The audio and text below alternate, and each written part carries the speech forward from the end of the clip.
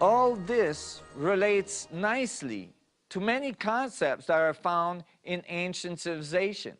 Many concepts that talk about the center of all things having God in it.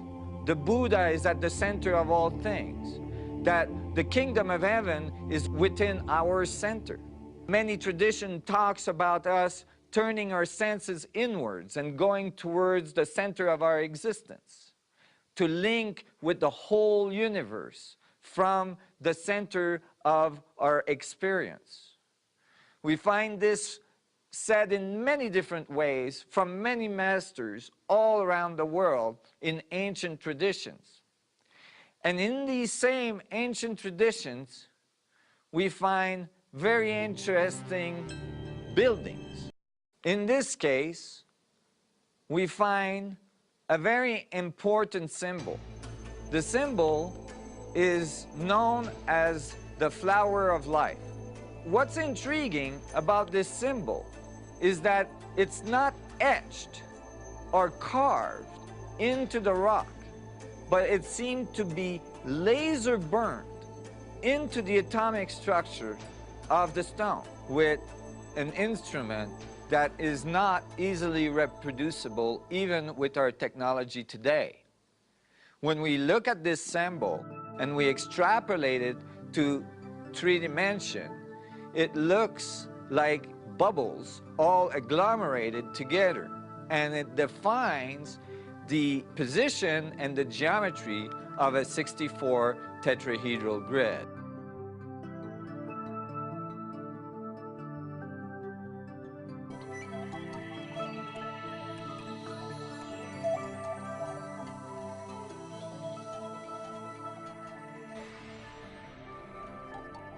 Were they trying to tell us something significant about the structure of space in such a way that it could not be erased throughout ages of erosion?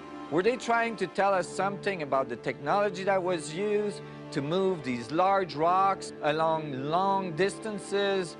Well, when we look in ancient Egypt, nowhere do we find an hieroglyphs or a series of hieroglyphs or text that tells us how they built the pyramid, how they moved the stone, how they got the accuracy necessary to do such a job.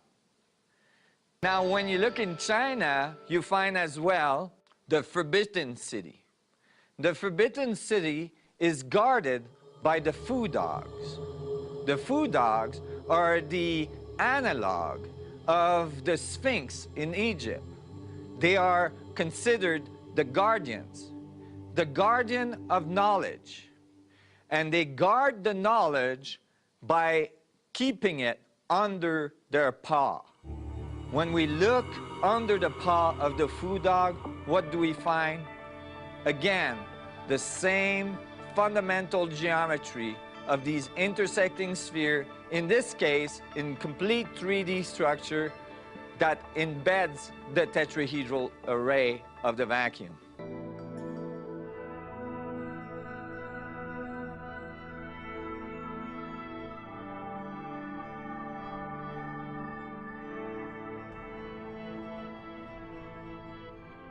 The Mayans, the Egyptians, Chinese, Hebrew, and many others. Were these ancient civilizations from all different points across the globe leaving us detailed information about the structure of the vacuum? And even the fundamental physics of creation? According to Haramein, the structure of the vacuum and the fluctuations of energy in it are at the foundation of all our reality, and even the consciousness that animates it. We are in a relationship with the universe at all times, exchanging information on all scales. Has the time come when we can finally wake and acknowledge this powerful connection and even harmonize with it?